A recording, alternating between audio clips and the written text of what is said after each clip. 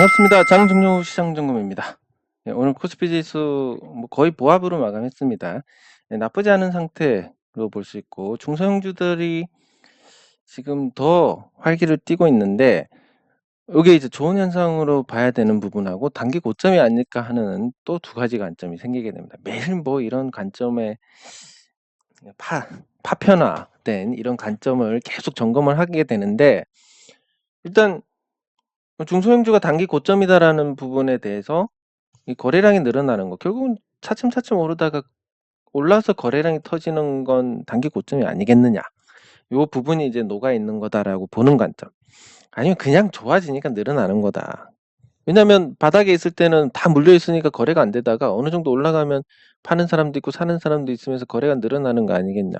그러면 이제 시장에 참여하고 이 액티브한 매매를 하는 그런 자금이 늘어나니까 당연히 거래량이 늘어나는 거 아니겠냐. 요렇게 보는 건데 전 일단 그 단기 고점보다는 계속 개선되는 쪽에 무게를 두고 있습니다. 왜냐면 이제 금리 인상과 관련된 것인데 이건 정말 진짜 재미없는 얘기지만 이 내역을 정확하게 이해를 하셔야 금리 인상에 왜 주식시장이 내려가지 않느냐를 이해를 하시게 됩니다. 이번 금리 인상 같은 경우는 유동성을 회수하는 거니까 문제 크다. 큰일 날 것이다. 옛날 금리 인상하고 지금 금리 인상하고 성격이 다르다. 이렇게 주장을 할 수 있습니다. 물론 단기적으로 맞는 얘기일 수도 있습니다. 그러나 틀린 얘기가 될 수밖에 없는 건 다음과 같은 이유 때문입니다. 금리로 이 물가를 잡는다 이런 걸 떠나서 유동성을 회수를 해서 물가를 잡는다 이런 걸 떠나서 이제 구조가 어떻게 되냐면 물가가 상승을 합니다. 예를 들면 밀가루가 2배 뜁니다. 그냥 가격은 제 맘대로 하겠습니다. 100원짜리 밀가루가 단숨에 200원이 됩니다. 자, 이러면 어떤 현상이 발생을 합니까? 밀가루 2배 뛰었으니까 물가가 그만큼 올라가지 않느냐. 그러나 그 이면에는 누군가 밀가루를 갖고 있던 누군가는 큰 수익을 보게 됩니다. 네, 이건 틀림없는 사실입니다. 밀가루 그냥 창고에 재놨는데 2배나 올랐습니다. 이 사람 돈 벌었습니다. 단순히 물가가 오른 게 아니라 돈을 쉽게 번 주체가 생긴다. 그것도 동시다발적으로. 이 사람들은 어떻게 되느냐. 어딘가에 투자를 하지 않겠습니까? 현금을 갖고 있는 것도 아니고 이렇게 현물을 사서 재미를 봤는데 이 돈을 이제 현금으로 딱 갖고 있어야지 라고 하는 쪽은 아마 단 하나도 없을 겁니다. 그러면 이제 과거 사례를 보고 말씀을 드릴 수 있는데 과거에 이제 그 참여정부 시절에 공공기관 지방 이전했습니다. 네, 이 공공기관 지방 이전을 하면서 토지 보상금이 100조가 풀렸습니다. 그냥 땅 갖고 있다가 내가 보유한 토지가 LH가 들어온다. 내가 보유한 토지에 한국전력이 들어온다. 국민연금이 들어온다. 이러면서 그 혁신도시라는 도시를 건설하면서 이 토지 보상금 100조가 지급이 됐습니다. 그러면 땅 갖고 있다가 수익 본 사람들이 이 돈을 어디에 굴리겠습니까? 땅으로 수익 봤으니까 난 예금해야지. 땅으로 수익 봤으니까 주식해야지. 거의 없습니다. 땅으로 수익 봤으니까 땅을 사야지. 자, 그러면 지금 물가 그래가지고 이게 전국적으로 부동산 가격이 상승하는 영향을 줬고 물가 상승으로 본다면 결국은 현물에 투자를 할 수밖에 없습니다. 밀가루로 수익 봤으니까 밀가루 재투자하기는 많이 올랐으니까 안 오는 곡물이 뭐지? 샀습니다. 그래가지고 이 키높이를 맞춥니다. 그러니까 키 맞추기를 하게 되는데 요런 자금이 들어가서 나오고 이렇게 들어가서 나오고 하면서 유동성을 자체적으로 만들어냅니다. 그게 회수하는 유동성보다 훨씬 더 크고 어마어마하고 요 승수도 높습니다. 승수라는 것은 여기 들어갔다 나오고 또 여기 들어갔다 나오고 여기 들어갔다 나오고인데 미국 연준에서 푸는 자금은 상당수가 투자은행으로 가고 이 은행들이 상업은행으로 가서 그냥 예치가 됩니다. 실제로 뭐 양적 완화라고 해서 뭐 수백조, 수천조를 때려 붓는다 하더라도 실질적으로 도는 유동성 크지 않는 반면에 물가 상승으로 인해서 도는 유동성은 이 자금하고는 비교도 안 될 정도로 액티브하다. 예, 그래서 마찬가지로 유가가 오르면서 누군가는 또 이익을 봅니다. 유가가 올라가지고 가장 이익을 보는 데가 산유국일 텐데, 그리고 운반하던 또 그 정유사들, 그리고 석유 쌓아놓고 물건 생산하는 화학회사들, 이런 회사들이 이제 재미를 보게 됩니다. 그럼 이 재미를 본 돈은 어떻게 되겠습니까? 일부는 뭐 세금으로 가고 일부는 재투자를 하게 됩니다. 지금 유가 비싸니까 기름으로 돈 벌었으니까 기름 추출하는 거, 그러니까 시추하는 거, 이걸로 또 기름 생산을 늘려야 되겠다. 그러면서 이제 조선이 좋아지고 또 플랜트가 좋아지고, 이렇게 되면서 산유국들은 또 그동안 유가가 낮아가지고 실시하지 못했던 정책들을 실시합니다. 그러면서 이제 건설 수요도 늘어나고 뭐 이런 식으로 이제 풀려나가게 되는 겁니다.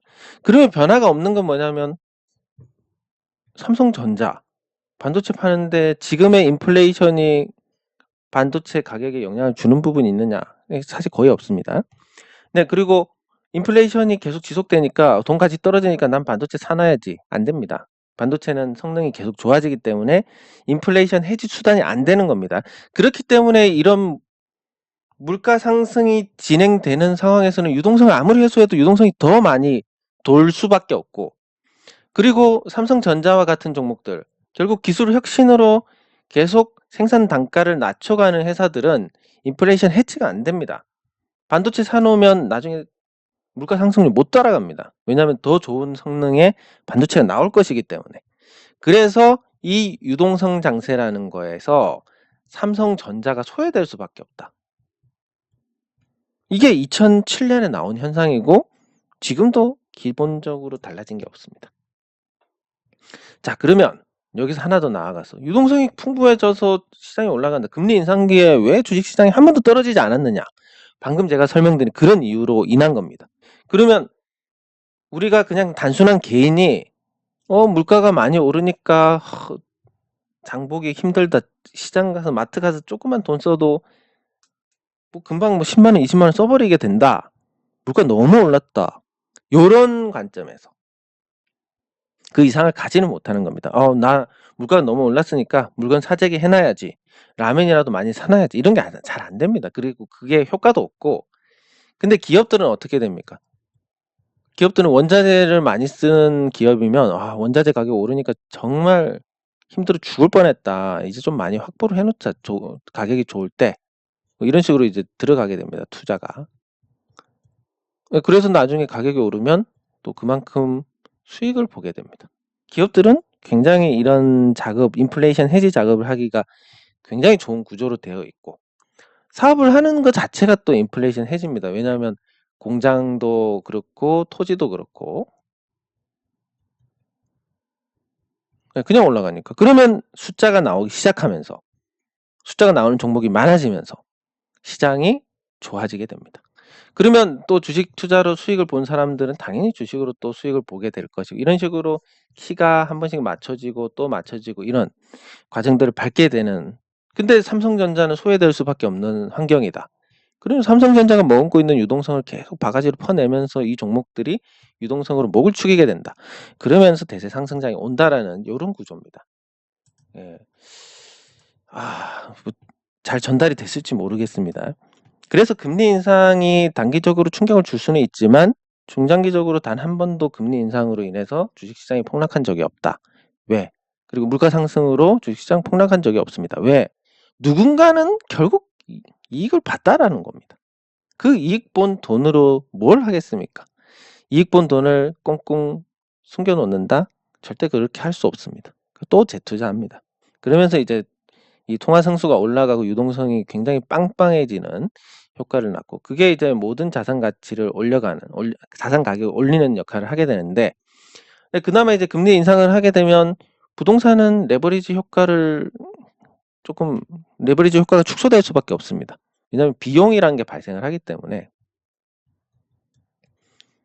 레버리지를 구사하는 데 있어서 이자를 내야 된다. 근데 부동산 가격이 잘 안 오른다. 이미 많이 올랐고. 네, 그래서 이러면 투자 매력이 떨어지니까 부동산은 그냥 돈을 머금고 있는 역할을 하게 됩니다. 누군가 팔면 누군가 사야 되니까.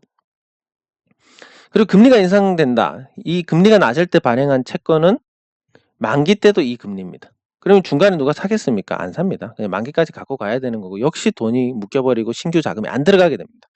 그럼 유동성은 늘어났는데 부동산에도 돈이 안 들어가고 채권에도 안 들어간다. 결국 주식으로 올 수밖에 없다.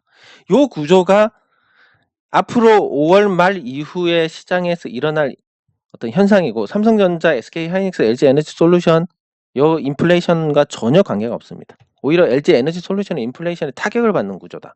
네, 그랬을 때 시가총액 1, 2, 3위가 다 그렇게 되는데 시장은 유동성의 힘으로 올라간다. 그러면 체감으로는 정말 좋은 장세가 됩니다. 그래서 제가 2007년에 그냥 아침에 잠깐 해서 단타로 150만 원 따고 그때는 뭐 지금보다 훨씬 젊으니까 돈 쓰는 재미도 얼마나 있었겠습니까?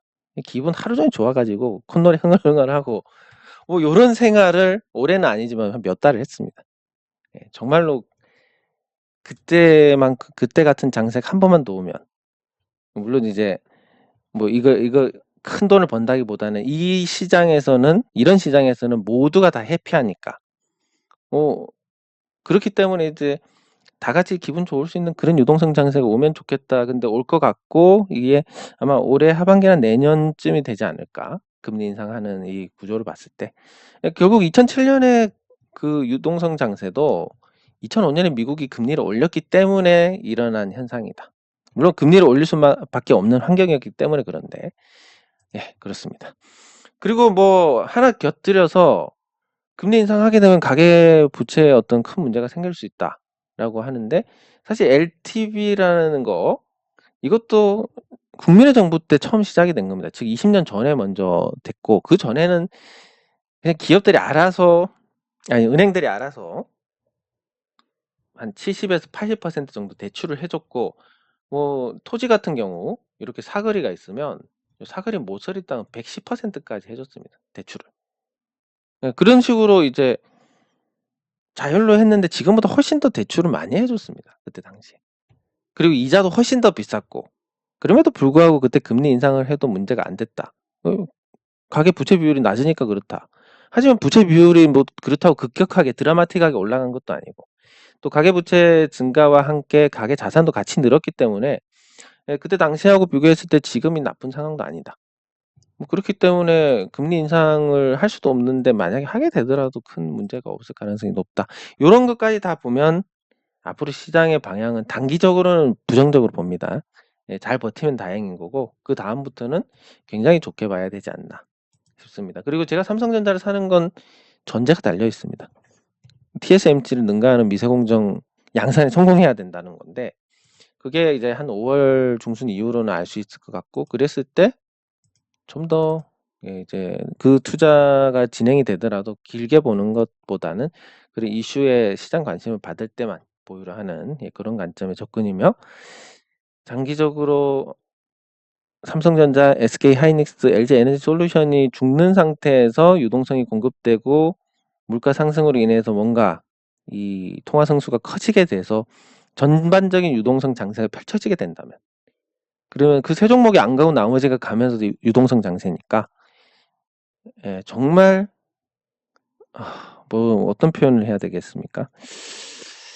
정말 모두가 해피한 그러니까 마음대로 매매해도 수익이 나는 주식 투자가 세상에서 제일 쉬웠어요라고 할 수 있는 그런 장세가 올 거다라고 말씀을 드릴 수 있습니다.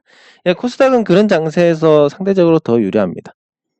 외국인이 없으니까 적으니까.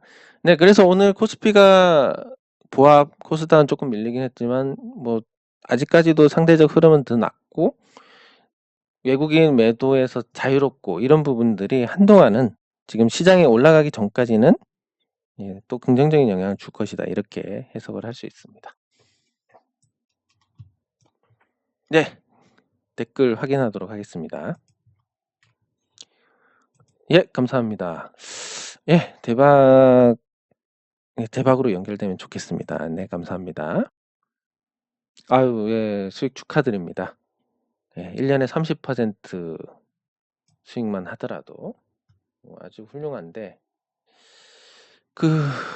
제가 예전에 경제적 자유인이 되는 수익률을 봤었을 때 1년에 30%씩 이렇게 수익을 내도 나중에 한 3-40년 후에는 아무리 통화 가치가 떨어져도 부자가 될 수밖에 없는 그런 수익률이 나옵니다. 그래서 한 달 30%면, 아니 1년 30%면 한 달에 2%입니다.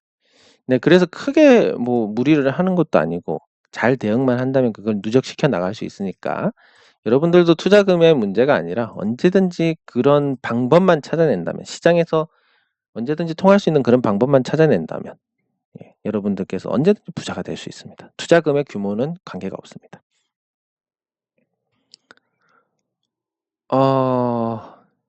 예, 뭐 그런 명예욕이 없지는 않지만, 사실 제가 도움을 줬다기보다는 제가 도움을 많이 받았습니다.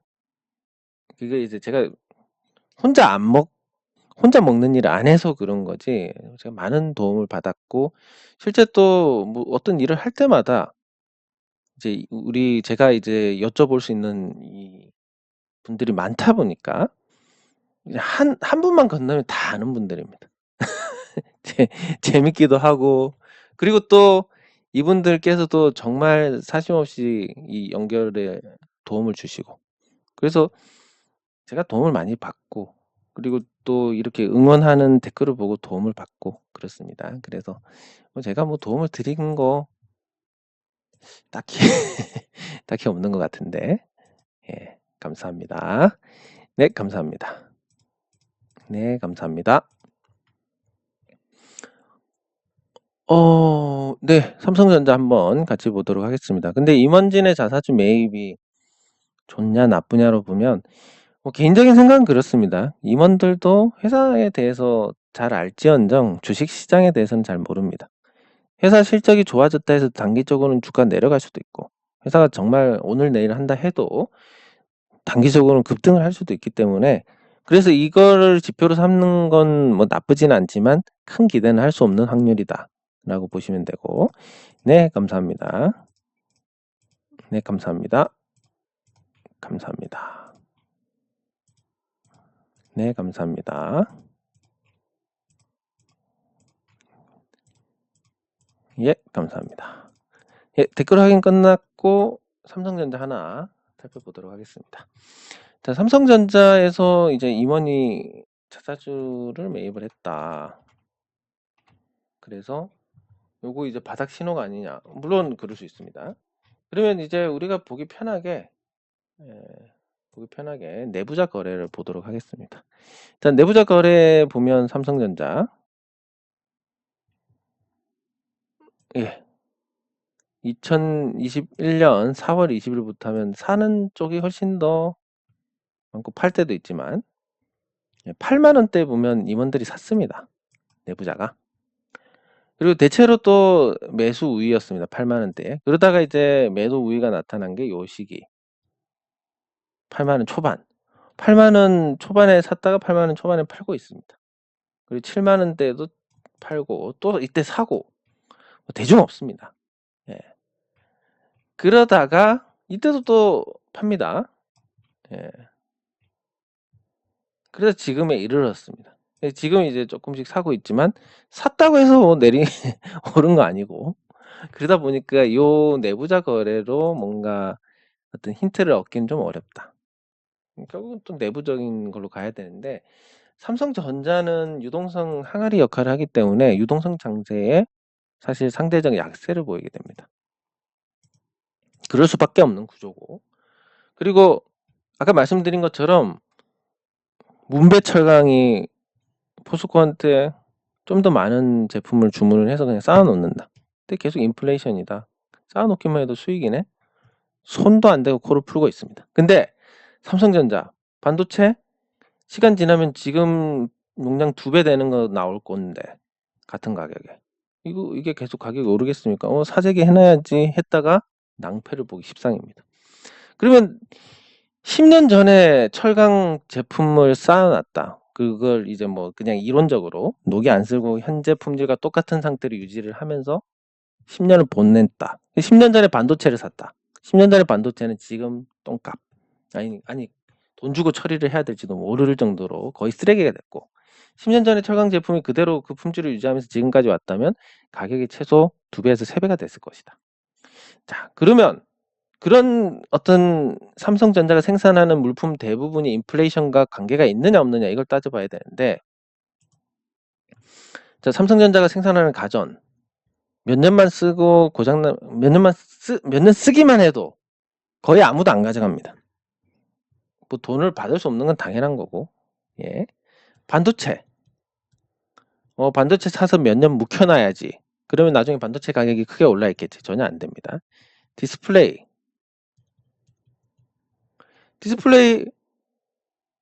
지금 LCD 패널 가격 낮으니까 사놔야지. 나중에 되면 더 낮아집니다. 예. 그리고 뭐 기타 다른 생산품들. DP, 반도체, 가전, 스마트폰. 뭐 간단합니다. 스마트폰 갤럭시 S7 사놨다. 지금 어떻게 됩니까? 그 5만 원 해도 팔 수 있을까 없을까 모릅니다. 결국 삼성전자가 생산하는 주력 생산품들은 돈은 벌지만 인플레이션과는 아무 관련이 없다. 오히려 인플레이션과 반대되는 행보를 보이게 됩니다. 자, 근데 그 외에 종목들 뭐 화학주들 석유 쌓아놓고 있고 그리고 정유주들 마찬가지로 석유 쌓아놔야 되고 철강금속 원료 쌓아놔야 되고 그리고 이걸 가지고 제조하는 제조업체들 원료도 쌓아놔야 되고 또 생산하는 제품도 원료랑 같은 성격을 가지고 있고 이 두 개가 다 오른다. 이렇게 봤을 때 얘네들은 돈을 너무 쉽게 벌고 그냥 쌓아놓기만 해도 돈을 벌고 이런 상태인데 요 삼성전자가 생산하는 제품들은 그런 게 전혀 없습니다. 즉 인플레이션 환경에서 사실은 타격을 받고 그런 걸 외국인 투자자들이 순차적으로 최대한 좋은 가격에 팔아먹기 위해서 만약에 외국인이 지금까지 매도한 양을 하루에 던졌다면 하한가 가야 됩니다. 그렇게 하지 않습니다. 왜? 최대한 좋은 가격에 팔려고. 이렇게 했을 때 외국인 매도가 계속 나오는 이유를 인지를 할 수 있고 그리고 그게 계속될 수밖에 없고 그 계속됐을 때 주가가 점진적으로 낮아질 수밖에 없다. 추세가 결국 하락 쪽이다. 상대적으로 다른 종목이 좋을 때도 하락이다. 이런 관점에서 생각하면 참 매력이 없는 상태다라고 볼 수 있습니다. 다만 TSMC를 제치는 어떤 미세공정 기술을 내놓고 양산을 하게 된다면 그러면 이제 TSMC 이상의 어떤 대접을 받을 수 있다. 성장주로서. 그때는 뭐 이 밸류 평가가 달라지니까 당연히 삼성전자 주가가 오르겠지만 그게 아니면 별 볼 일 없다. 안타깝게도. 예. 그렇게 되고 수급적으로도 개인 투자자들이 이때 어마어마하게 샀는데 500만 명이 주주가 됐다. 그리고 이 시기에 어마어마하게 샀는데 요 시기까지. 자, 이 사람들이 살 사람들 다 샀습니다. 그러면 나는 자선 사업가니까 주가를 더 비싸게 사서 여러분들께 쉬운 수익을 선사하겠습니다라고 하는 바보가 전 세계에 단 한 명도 없습니다. 그러면 이제 결국 아까 말씀드린 것처럼 삼성전자가 뭔가 숫자를 더 부풀려 나가야 되는데 인플레이션 환경에서 삼성전자의 주력 제품 대부분은 재고를 쌓는 순간 역으로 서지게 됩니다. 반도체 재고 열심히 쌓아놔야지 공급 잘 하려면 이랬다가 반도체 가격이 떨어집니다. 올라가는 일은 잘 없습니다. 예, 이런 식으로 되니까 앞으로의 환경에서 더 외면을 받을 가능성이 크다. TSMC를 제칠 수 있는 기술을 못 내놓는다면 총체적 난국입니다. 삼성전자는. 네, 그래서 제가 권하지 않고 5월 말까지 기다려보고 그때도 그 상황을 보고 결정을 하자라고 말씀을 드리게 되는 겁니다. 네, 그리고 또 우리 종목들 하나씩 살펴보도록 하겠습니다. 분위기는 좋은 상태고 오늘 같은 경우는 이제 지난번에 다루지 않은 인터로조를 다뤄보도록 하겠습니다. 인터로조는 지금 시가총액이 4천억대 중반까지 올라갔습니다. 네, 그러니까 점점 중견 기업이 되고 있고 시총으로 그리고 시총 1조를 찍게 되면 그때부터는 이 종목은 이제 시장에서 어떤 특정 주체가 움직이는 종목이 아니게 됩니다. 네, 그러면 이제 인터로저가 지금 43,845원을 돌파를 해서 신고가를 다시 쓸 것이냐에 대한 부분을 관심을 가져야 되는데, 요때 당시 2017년, 2018년입니다. 그래서 연간 기준으로 봤을 때 이 인터로저의 실적, 매출과 이익을 보면 매출이 그 당시보다 2017년, 2018년보다 훨씬 늘었고 이익도 늘었습니다. 순이익만 겨우 이때가 조금 더 많은데, 그러니까 이때 이런 실적을 내고 이런 주가 흐름을 보였으니까 지금은 그것보다 훨씬 나은 여건에서 점점 좋아지는 부분들까지 더해서 인터로저가 신고가를 돌파하는 흐름이 나오지 않겠느냐. 저는 시간 문제라고 봅니다. 예, 그래서 관심 계속 유지를 하시면 좋을 것 같고, 근데 이제 제가 높아심에서 말씀드리는데, 제가 계속 좋으니까 좋다라고 합니다. 근데 그게 지금 매수하세요라는 건 아닙니다. 제가 매수하라고 말씀드린 그 시점, 문자 메시지 보내드린 그 시점이고, 지금은 그 보유하신 분들 아니면 보유하고 계실, 그 외에 또 보유하고 계실 분들에게 좋네요라고 그냥 우리끼리 기분 좋은 얘기를 하는 거지, 좋네요라고 하는 게 지금이라도 사세요는 전혀 아닙니다. 단가가 높으면 심리가 흔들리니까 먹을 것도 못 먹기 때문에, 그래서 여기서 더 올라갈 수 있다 하더라도 지금 사세요라고 말씀을 드리지 않습니다. 어차피 심리로는 못 먹으니까. 그렇게 인지를 하시면 될 것 같고, 인트로저는 지금 뭐 다른 문제는 없고 사업 다각화나 이런 쪽으로 또 얘기가 나오고 있는 부분이 있는데, 그게 당장 뭐 될 것도 아니고, 그리고 제조업에서 어떤 주인이 바뀌지 않은 상태로 사업 다각화를 한다, 거의 연관성 있는 사업이면 모르겠지만 거의 이루어지지 않는다라고 보시면 됩니다. 왜냐하면 이 사업 다각화를 하려면 이제 어느 정도 투자에 대해서도 이해도 잘하고 위험을 감수하게 되는 그런 어떤 성향도 갖고 있어야 되는데, 이 투자도 하고 위험 감수를 하는 이런 이제 기업가 정신이 어느 정도 있는 분들은 IMF 때 망하고 카드 사태 때 망하고, 거기다 2008년 금융위기 때 망하고 그냥 연달아서 터지면서 이분들이 거의 씨가 말랐습니다. 그래서 지금 남아있는 기업들은 진짜 숟가락으로 밥을 떠서 입에 완전히 반찬 얹어서 입에 완전 찔러 넣어줘야 겨우 먹을까 말까 고민하는 그런 성향의 분들밖에 안 남아있기 때문에, 거의 대부분. 그래서 이렇게 위험을 감수를 하면서 투자를 하려는 수요가 많지가 않습니다. 예. 그래서 인터로저가 사업 다각화를 한다, 실제로 안 하게 될 것 같으니까 뭐 크게 염려하지 않으셔도 될 것 같습니다. 진짜 입에 다 떠넣어줘도 할까 말까입니다. 네. 그리고 우진플라임, 오늘 우진플라임은 주문 실수 같은데 아무튼 쭉 빠졌다가 다시 말아 올렸습니다. 지금 분위기 괜찮습니다. 이런 거 쭉 빠졌을 때 저가 매수세가 들어왔다라는 거, 어느 정도 대기 매수세로 인해서 하방이 단단하다라는 거고, 상방은 계속 열려 있습니다. 그래서 우진플라임이 이대로 지수 상승으로 연결되는, 아니 주가 상승으로 연결되는 이런 부분이 당장은 아니지만, 당장 이게 일반적인 패턴으로는 이렇습니다. 일반적인 패턴은 이 상단 확인하고 하단 또 이렇게 확인하고 다시 이제 이렇게 올라가는, 이게 정석이니까 신규 매수 생각하시는 분들 이제 여기서 기다리면 되시는데, 과연 저런 일이 있을까? 오면 이제 저렇게 간다는 거지 올까 안 올까에 대한 부분은 모르겠습니다. 다만 이제 모양은 아주 예쁘게 비행기가 이륙하는 이런 형태를 만들었으니까 기대 많이 하셔도 좋을 것 같고, 그리고 움직이기도 편한 시가총액 1000억도 안 되는 종목이니까 더 그렇습니다. 네, 그리고 지금 방역 해제 쪽으로 가고 있으니까 이제 카카오가 조금 문제가 되지 않을까 이렇게 봅니다. 카카오는 지금 거품이 어느 정도 빠진 상태고, 그리고 요 고점을 찍은 이후에 작년 6월에 고점을 찍은 이후에 이런 하락 추세를 만들고 있고 그걸 벗어나지 못하고 있습니다. 네, 그래서 요 카카오 같은 경우 지금 주가 흐름이 계속 부진하고 당분간 좋아질 만한 것도 없고 이런 상태인데, 단기적으로 이제 폭락을 했으니까 여기에 따른 어떤 기술적 반등 정도 기대할 수 있는 상태지, 그거에서 뭐 어떤 추세적인 다시 상승이나 이런 걸 또 기대하기도 어려운 그런 상태니까. 그리고 뭐 반등이나 이런 거 할 만한 자리들도 다 뚫고 내려갔습니다. 그래서 더 뭐 기대할 부분은 많지 않다, 카카오가. 그리고 방역 해제가 되면 사람들의 인터넷 사용 시간은 줄어들 것이다. 그리고 모바일 사용 빈도가 늘어날수록 사실은 카카오와 네이버 모두 타격을 받는다. 왜? 구글이 어느 정도 점유율이 높기 때문에. 그런 걸 말미암아 이제 카카오 같은 경우는 엔터사도 인수하고 사업 다각화를 위해서 많이 노력을 하고 있습니다.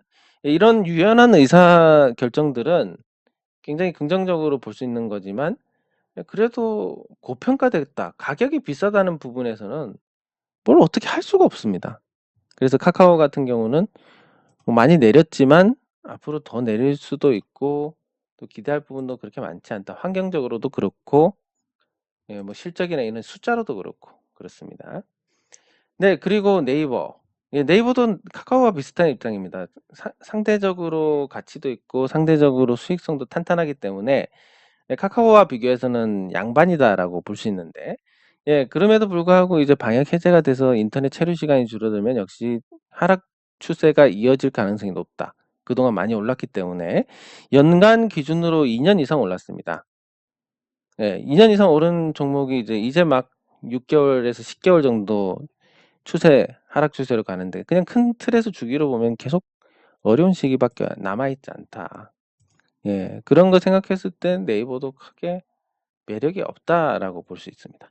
그러나 이 두 종목은 그나마 약가고, 그리고 카카오가 뭐 SM에 인수를 한다든지 이런 쪽으로 추파를 던지는 것도 이 엔터 부분을 강화를 하기 위함인데, 근데 이 종목 중에서 이제 하이브는 도저히 뭐 이해할 수 없는 주가 상태다.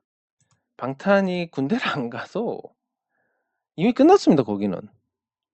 뭐 군대 안 가도 이제 30살짜리 아저씨들인데, 물론 아저씨라 해도 너보다 훨씬 낫다. 뭐 그건 맞지만, 지금의 팬덤을 유지를 할 수 있느냐라고 하면, 뭐 지금 H.O.T가 과거에 팬덤을 유지를 하고 있느냐. 지금 이제 과거에 그 인기 많던 멤버들이 지금 문희준은 그냥 뚱뚱해졌고, 강탄은 이제 얼굴이 이제 조금 더 찢어졌고, 그 외의 멤버들은 마치 수양버들처럼 이제 얼굴이 나이를 먹고 흘러내리고 있는 상태. 거기다 뭐 옛날처럼 멋진 춤을 출 수도 없고 노래도 부를 수도 없고, 뭐 예능 나와서 그냥 이빨이나 살짝 까면서 끝나 이제 그거밖에 안 되는데, 그거랑 뭐 지금, 근데 그런 국내 기반이라도 있지 걔네들은. 방탄은 해외 기반이 있다. 그냥 글쎄 모르겠습니다. 그래서 그거 하나로 지금 시가총액이 10조 원이 넘는다? 뭐 당연히 말도 안 되고 제자리로 가야 되는 거고, 사실 이만큼 버틴 것만 해도 정말 어마어마하게 잘 버틴 겁니다. 그래서 주가도 상장 초기 고점에서 굉장히 이례적으로 이걸 빨리 극복을 하고, 보통은 이제 이거 한번 극복하려면 3년이 걸리는데, 이걸 극복을 한 건 아무래도 뭔가 다 틀어져 가지고, 예를 들면 주가를 움직이는 주체, 여기는 이제 덩치가 크니까 그게 불가능하지만, 주가를 움직이는 주체가 매수를 해서 털어먹으려고 하는데 못 털어먹었다. 그랬을 때 더 올려서 털어먹어야 된다. 뭐 이런 식으로의 어떤 흐름이었고, 드디어 털어먹는데 성공한 게 아닐까라는 관점으로 본다면 아주 조심해야 되는 종목일 수밖에 없다. 이렇게 정의를 할 수 있습니다. 네, 그리고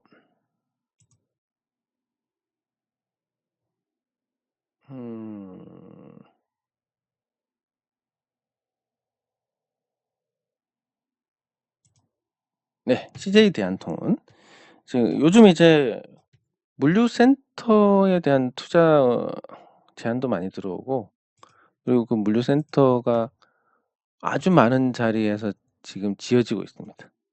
결국은 이게 뭐 공급 과잉이 되는 분위기인데, 이 공급 과잉 분위기에서 물류센터가 이제 효용을 발휘를 하려면 결국 각 유통 채널이 자기네 물류를, 그러니까 자체적으로 해 나가야 이 단지들이 수혜를 볼 수 있는 그런 상태가 됩니다. 네, 그래서 CJ 대한통운 같은 경우는 뭐 얘네들보다 투자 훨씬 덜하고 기존의 택배 처리하면서 만들어지는 이런 AI 기반의 어떤 분류 시스템이라든지 그리고 뭐 새벽, 밤 이렇게 24시간 돌아갈 수 있는 물류 체계를 구축을 하고 있고 그래서 가격 경쟁이 됐을 때 자체적으로 배송하는 것보다 CJ 대한통운이 위탁해 가지고 경영하는 배송 시스템을 구축하는 게 훨씬 싸게 먹힐 것이다. 지금 이미 쌀 것이고 앞으로 더 쌀 것이다라고 본다면 CJ 대한통운이 뭐 파업이나 이런 걸로 굉장히 투자자들의 마음에서 멀어지긴 했지만 그래도 뭐 앞으로 매출이나 이익이 계속 늘어날 거고 택배 사업에서 가점 사업자의 어떤 위력이 계속 유지가 될 것이고 그리고 이 파업에 대해서 사실 개인 사업자로서 회사가 고용한 근로자가 아니기 때문에 파업 자체도 불법인데다가 그게 이제 아예 그냥 업무를 방해를 하고 이런 부분들까지 드러났기 때문에 좀 강경한 조치를 취한다면 앞으로 두고두고 좋은 그런 환경을 만들 수가 있을 것 같습니다. 기업 문화를. 네, 그게 뭐 옳다 그렇다의 문제로 보면 조금 뭐 옳다는 쪽으로 보기는 어렵지만 투자자 입장에서 봤을 때는 투자자의 가장 우선하는 건 결국은 투자 수익인 거고 그거를 근로자들에게 어떤 생산성 개선이라는 대가 없이 나눠주고 주주들의 몫이 줄어든다라면 주식시장에서는 당연히 외면을 받을 수밖에 없습니다. 그래서 그런 기미가 보여서 지금 주가가 조정을 받았고 이 조정이 이제 기간 조정을 조금 더 해서 안정을 찾게 되면 그 이후에는 아까 말씀드린 그런 규모의 경제, 기존 인프라 투자가 갖춰져 있는 상태 이런 거 등등 해서 사업 영역을 확대를 하게 될 것이고 이게 주가 상승으로 연결되는 시점이 올 것이다. 그래서 지금은 가격적으로 매력이 괜찮다라고 정리를 할 수 있습니다. 그 나쁠 때 사라라는 그런 격언에도 부합하는 거고. 그래서 CJ 대한통운 기간 조정이 이어지고 있는데 어느 시점 되면 기간 조정을 벗어날 때 관심을 가지시는 거 좋지 않나 싶습니다. 네, 장 종료 후 시장 점검은 여기서 마치도록 하겠습니다. 수고하셨습니다.